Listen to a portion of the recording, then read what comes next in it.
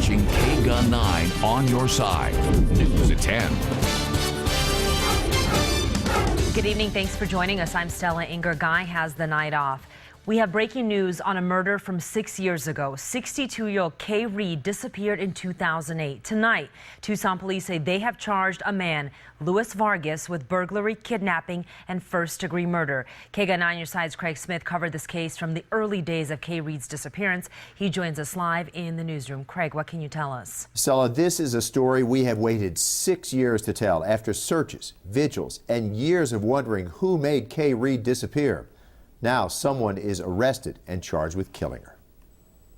The case of Kay Reed held the hearts of many Tucsonans and never let them go. For a long time after her disappearance, the community held out hope she would be found. Her van was found, her leg braces were found, but she never was.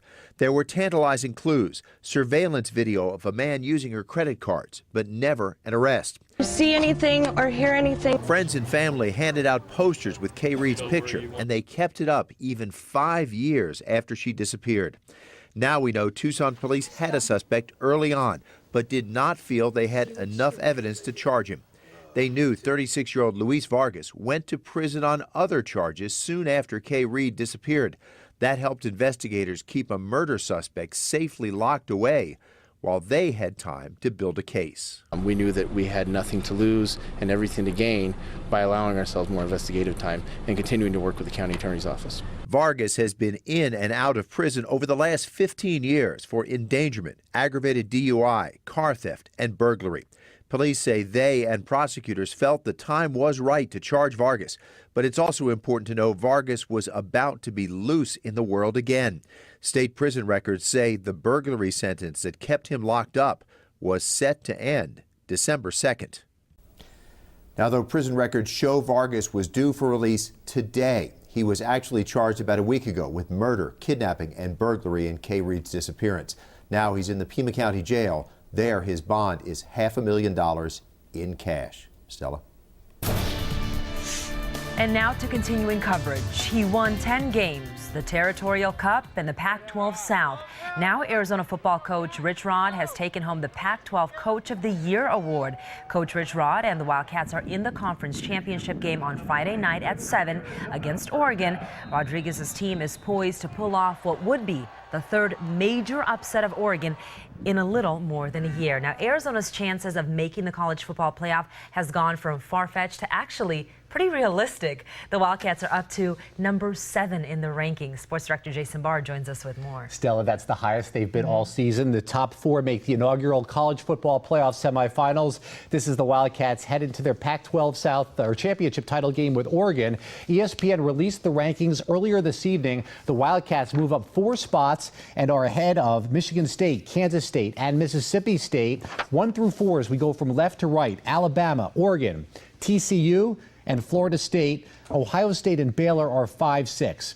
All right, I believe that if 2 of the following 3 teams lose, are you with me? Florida State, Ohio State, and Baylor, 2 of those 3, and the Wildcats win, the Wildcats would get in the top 4 and the national semifinals. Coming up later in sports, we will have highlights of the Wildcats basketball win over Gardner-Webb. All right, Jason, I think it might happen. Hey, you know what? The fact that we're even talking about this with a somewhat realistic chance is pretty amazing after our coaching's change just a few short years ago. Bear down. All right, thank you. Well, a handful of Arizona Wildcats are from the Bay Area, but as 9 Your Side's Justin Checker reports, the homecoming on Friday will be extra meaningful for senior Tremaine Bondurant.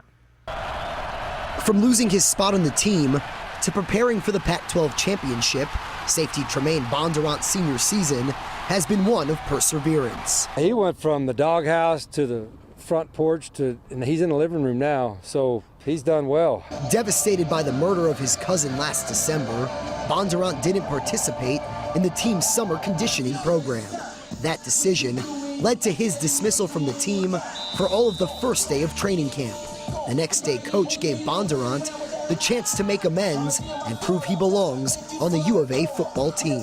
With the situations I had going on and, my lifestyle that I do live, and I had back home, give me that second opportunity, he saved my life really, and that's pure honesty. Home for Bondurant is Vallejo, California, about an hour and a half north of Levi's Stadium, the site of Friday's Pac-12 championship. How much should we think about your cousin out there on the field Friday?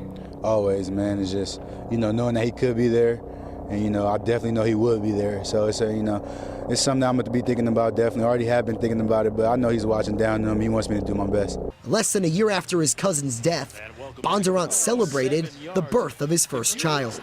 During Arizona's win at Utah, his girlfriend gave birth to Tremaine Jr. Already a good kid, not a crybaby, so I'm happy about that. Get to get my sleep and get enough sleep, but, I'm just enjoying being a father right now, enjoying having him around and, taking care of him each and every day. To defeat the Oregon Ducks once more, the Cats will need a well-rested Bondurant, making plays like he did on the day his son was born. And this might be a pick six. Tremaine Bondurant, book it, touchdown Wildcat. This season, Tremaine Bondurant ranks 5th on the team in tackles with 58, a 3-year starter for the Wildcats. The safety is a player NFL scouts will be watching in this Friday's Pac-12 championship. Stella? An exciting time in his life, Justin. Thank you. Well, we finally got a little bit of rain tonight, and it looks like the Wildcats should prepare for rain as well on Friday. Chief Meteorologist Aaron Christensen. Whoa, there goes the camera. But there goes Aaron. That's right, Stella. As a matter of fact, our Cats have actually been playing pretty well in the rain, so I don't think this is going to frighten them at all. 30% chance for showers in Santa Clara Friday at that 7 o'clock kickoff, 66 degrees, and then down to 56 as we are celebrating our victory over the Ducks. Still holding on to a 20% chance for rain even at the end of the game. So it's going to be likely a soggy one, as is our evening and the next couple of days. We had some pretty decent rainfall reports earlier. I'll tell you where that was, and the even better chance that we have for rain in Tucson the next 2 days coming up.